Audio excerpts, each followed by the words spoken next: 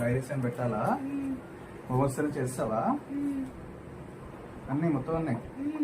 English, mathematics అన్నీ అయిపోయా? బాగా చదువుతున్నావా? ఏమైనా ప్రాబ్లం ఉందా స్కూల్లో నీకు? లేదు. బాగా చదువుకో. సో ఇలాగా మీ యొక్క కిడ్స్ కూడా ప్రతిరోజు వాళ్ళ స్కూల్ యాక్టివిటీస్ ఏమవుతుంది, ఏదైనా ఇష్యూస్ ఉన్నాయా లేదా అడిగే ప్రయత్నం అయితే చేయండి. ఇది ఎవరికి తెలియని విషయం అయితే కాదు, బట్ ఏంటంటే యాజ్ అ పేరెంట్గా నేను ప్రతిరోజు కూడా మా పిల్లలు స్కూల్ నుంచి రాగానే ఎలా ఉంది, ఈరోజు యాక్టివిటీస్ ఎలా ఉన్నాయి ఏంటి ప్రతిదీ కూడా నేను అడుగుతాను.